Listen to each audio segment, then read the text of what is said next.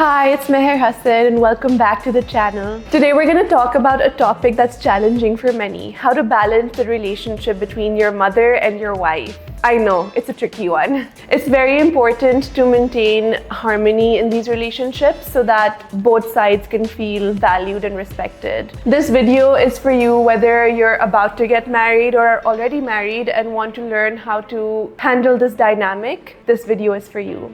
Before we get into the details, make sure to subscribe to the Men's Guide by DARI MOOCH so you never miss out on any videos that can help you with self-grooming tips and also insights into the female mind. Tip number one is open communication. Obviously, effective and healthy communication between both sides is very, very important. It's basically the key to making sure that everyone understands each other. So what you could do is be a mediator between the two, or just encourage the two of them to speak to each other one-on-one. You could take them out for lunch or encourage them to go out for dinner. You could have monthly family meetings, and you could also have a WhatsApp group so that everyone can stay in touch. So acting as a mediator is obviously very important because you know your mom best, but you're also the closest link to your wife. So being a mediator means that if your mother has a certain concern, if she's feeling hurt or left out about something, you could go and explain to her that your wife's intentions were such and such. And you could also similarly go to your wife and tell her that this is how my mom is feeling and maybe we should convey our intentions in a more effective manner so that no one's feelings get hurt. Also remember to share your own feelings as well. Do communicate how you are feeling about the whole situation. For example, if you're feeling overwhelmed or stressed out about this, you could always tell your mother and your wife. Foster an environment of transparency and mutual respect so that everyone feels happier. Obviously, open communication is the key, and you are the integral mediator between the two parties. Tip number two is setting healthy boundaries. Obviously, setting boundaries between yourself and your mom, or yourself as a couple and your mom, is very, very important. So if you feel that you're getting too much unsolicited advice about how to run your household, for example, you could just tell your mother that you're not really open to any input right now because she should be able to trust that you and your wife can make these decisions as a couple. To prevent conflict, you have to set the boundary right off the bat. So if you feel like your mother is overstepping sometimes in your decision-making process, you need to tell her that she should be able to trust you and your wife enough for you to make your own decisions about household, about how the kitchen should be run, about groceries and budgeting and all of those other things. Obviously, your mom's been doing this much longer than you have running a household, so do open the floor to suggestions once in a while just so that she feels more involved, but it's okay to create that boundary. Similarly, if your wife prefers private time without frequent visits from your mother, do set a boundary for how often and how frequently these visits occur, just so there's no problem later on. And do make sure that this boundary is communicated to both parties just so everyone's on the same page. Consistency is key. If you've upheld certain boundaries, make sure that you maintain them just so there's no hurt feelings later on and there's no conflict later on. Sometimes you have to say no, and I know it sounds mean and it feels kind of rude to do it, but it's actually not. It's actually a very healthy thing.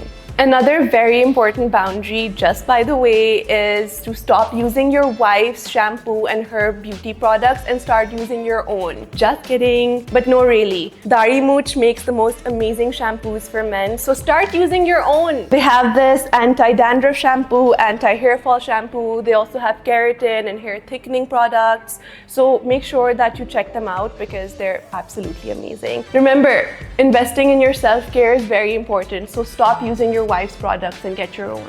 Tip number three is to prioritize your marriage. Prioritizing your marriage is very, very important so that you can maintain that healthy relationship between your spouse and your mother. This means that your primary commitment should be to your wife. Your decisions should reflect this priority. For example, if there's a conflict between your wife's desires and your mother's expectations, try to make a decision that leans more towards prioritizing your wife's desires, obviously within reason. For example, if your wife prefers to spend the holidays a certain way, make sure that you communicate that to your mom just in case she has any plans. So for example, Eids, Christmases, winter breaks, summer vacations, just make sure that your wife's needs are being prioritized, just because it's important to create that healthy relationship with your spouse. While you do that, it encourages other people to balance out their family dynamics as well and just creates a sense of harmony in the home. Tip number 4 is to avoid favoritism. Avoiding favoritism is crucial for maintaining a balanced relationship between your mother and your wife. You can't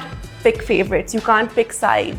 You have to be diplomatic. Try to make sure that all of your actions and decisions are fair and impartial. You don't want your mom to feel neglected, but you don't want your wife to feel like she was unfairly treated either. So try to find the golden balance. For example, if you're planning a family event like a big dinner, maybe it's Eid and you're gonna have a lot of extended family members over, you have to make sure that your wife also feels involved in planning the party or the dinner, but that your mother also has her input, because obviously she's been doing this much longer. But your wife, who, especially if it's a new wife, if you just got married and it's your first Eid together, make sure that she feels involved as well, just so you can find a nice common ground for everyone to work together. You play a very important role in case conflict arises, so that you can make sure that you remain fair and impartial in mediating that conflict. Also, if there are situations where you pick one side over the other, make sure that in case you choose your wife's side once, maybe in another situation you can choose your mother's side, just so no one feels like we're playing favorites.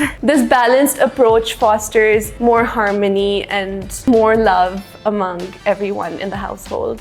Tip number 5 is to seek compromise. Seeking compromise is essential for maintaining harmony amongst relationships between people, especially between your mom and your wife. So let's take that same Eid dinner as an example. Maybe your mother wants to throw a huge Eid dinner with lots of people and lots of food, but your wife feels a bit intimidated by that and prefers very, very small gatherings or little to no people. You need to find that common ground so that the compromise would be, maybe your mother doesn't invite the whole world, but she still gets to invite some of her close favorites and still gets that party, but it can still be a small and intimate gathering because we're not inviting too many people. Try to seek compromise and find solutions that are mutually agreeable, so you can again foster that harmonious relationship between yourself, your mom, your wife, and everyone feels heard and happy. So tip number 6 is to address issues early. That means that you should use the power of foresight to make sure that things don't go awry. You know your mom very well because you are able to predict her patterns of behavior as you've known her your whole life.